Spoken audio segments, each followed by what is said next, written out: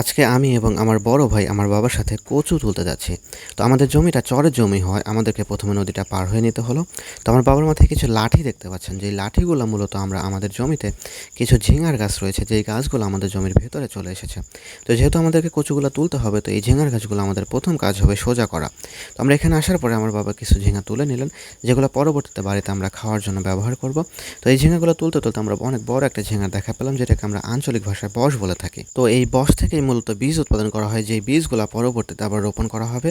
তো আমাদের এই অংশের কাজটুকু মোটামুটি শেষের দিকে, এবং আপনি এখন যে অংশটুকু দেখতে পাচ্ছেন এটাই মূলত আমাদের চাষের জমি। তো আমাদের এই কাজটুকু শেষ করার পর আমরা খেয়াল করলাম অনেক বেশি রোদ উঠেছে। তো আমরা যেহেতু ঢাকা থেকে এসেছি, তো আমাদের ওই অভিযোজন ক্ষমতা আমরা হারিয়ে ফেলেছি, এবং আমার বাবাও বলছিল যে আজকে অনেক বেশি উত্তপ্ত এবং অনেক বেশি গরম পড়ছিল। তো আমরা এই কাজটুকু শেষ করার পর আমরা অনেক বেশি তৃষ্ণার্ত ছিলাম, এবং ভুলবশত আজকে আমরা পানি আনতে ভুলে গিয়েছি। তো আমরা চিন্তা করলাম আমাদেরকে পানি খেতে হবে, এবং পানি খাওয়ার উদ্দেশ্যে আমরা মূলত রওনা দিলাম। তো এখানে বলে রাখা ভালো, আমাদের চরে প্রতিটা গ্রামের সামনে একটি করে টিউবওয়েল রয়েছে। তো সেই হিসেবে আমাদের গ্রামের সামনে একটি টিউবওয়েল ছিল। তো এখানে আসার পর আমরা দেখতে পাই যে এই টিউবওয়েলটি দুর্ভাগ্যবশত ভেঙে নষ্ট হয়ে রয়েছে। এখন উপায়ন্ত না পেয়ে আমরা চিন্তা করলাম আমরা আমাদের পাশের গ্রামের সামনে যাব।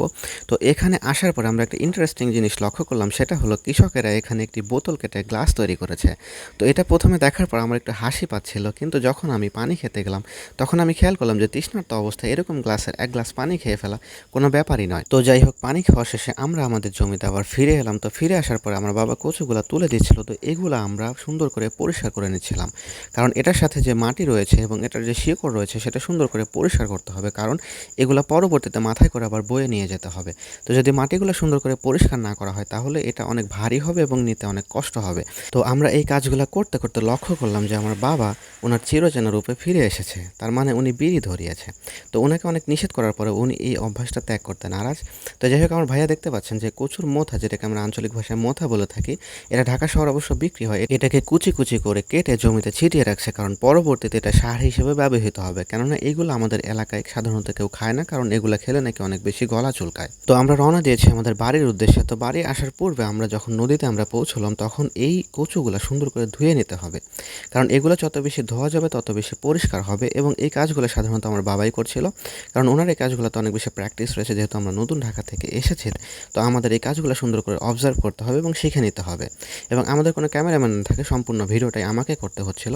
তো এই কাজগুলো করতে করতে তো আমরা দেখতে পেলাম যে নৌকাতে আমরা পার হবো, সেই নৌকা ইতিমধ্যে চলে এসেছে। তো এখন আমরা আমাদের এই কচুগুলো আমাদের ডালিতে সুন্দর করে তুলে নিচ্ছি। তুলে নেওয়ার পরে আমরা ওই নৌকাতে করে আমাদের বাড়ির উদ্দেশ্যে আমরা রওনা দিলাম।